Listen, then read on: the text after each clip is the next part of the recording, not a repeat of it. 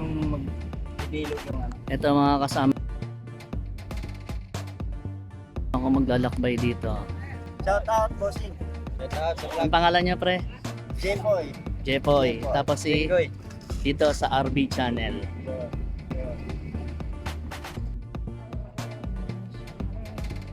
Bali kuya, ano nga ilan ang bali ang usually anong oras kayo nagsisimula? 6 hanggang 12.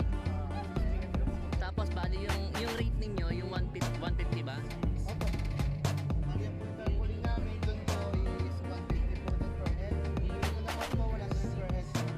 Ah, yung may cover 150, yung walang cover 100. Ah, pareho may sound show. Tapos ang travel time nun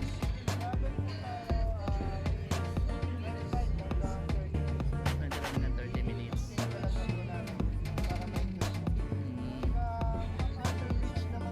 Bali MacArthur Bridge yun yung sa may Santa Cruz, di ba? Santa Cruz.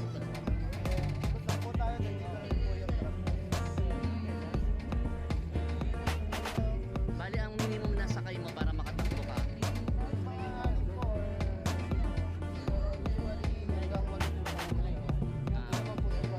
Hindi, yun nga kaso kung hindi puno, talagang walang pila gaano halimbawa nagkataon. Tatakbo hanggang 5.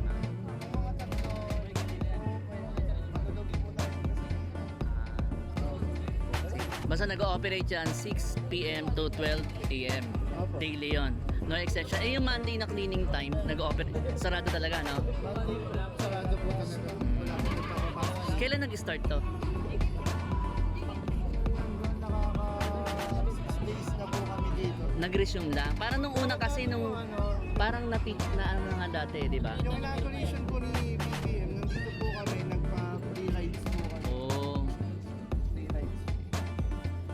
Bumalik po kami. Kailan lang? So 6 days pa lang ulit. Yung nga buti at least binalik. Ba't walang operation sa umaga? Parang maganda rin kasi mamasyal sa umaga. Po, mainit po. Hindi, morning talaga. Pero dito lang naman po yung boat namin. Mm, Saka yung Coast Guard po natin is ang gabi lang po talaga. mm. Kada rides naman po yan, meron naman po tayong kasamang Coast Guard. Hindi po siya pwedeng nakalis lang, wala po tayong life vest. Saka talaga po for safety po tayo. Sige. Ang pangalan mo kuya? King po, John King. King Margaret. Ano yan? Ikaw, bali ikaw isa ka sa nag-ooperate patakbo. Okay. Sige King. So ito yung kanilang bagong ano rito. Actually na-resume lang to. Nung opening nga ni BBM meron to alam ko eh. Tapos bigla na lang siya nawala, di ba? Siguro tie up sa Coast Guard siguro ang issue. Okay. Pero this time safe naman may Coast Guard naman. Okay. Pumayag din pala si King na 3 lang kami. Okay sa kanya. Biyahe dito kasi may escort kami Coast Guard. Kaya sa mga gusto dyan, sumakay dito next time.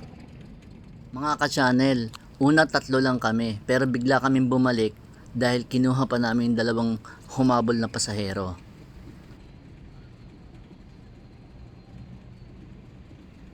At eto nga ang naging usapan namin ni King tungkol sa detalye. At naligayahan nga ako sa gondola na ito. Abangan nyo ang mga susunod na episode nitong Pasig River.